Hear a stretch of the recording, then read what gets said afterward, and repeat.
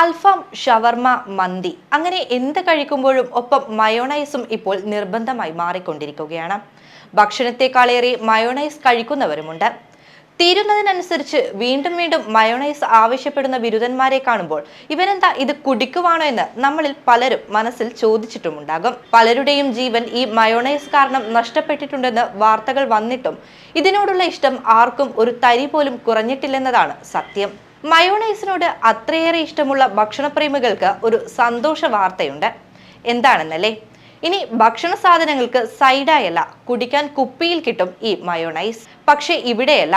ഈ drinkable ഫോമാറ്റിലുള്ള mayonnaise കുടിക്കണയിൽ ജപ്പാനിൽ പോകേണ്ടി വരും. നോമോ മയോ എന്നാണ് ഇതിന്റെ പേര്. ജാപ്പനീസ് കൺവീനിയൻസ് സ്റ്റോർ ശൃംഖലയായ ലോസൺ ആണ് നോമോ മയോ പുറത്തിറക്കിയത്. പാനീയത്തിന്റെ വില 198 യെൻ, അതായത് ഏകദേശം 112 ഇന്ത്യൻ രൂപയാണ്.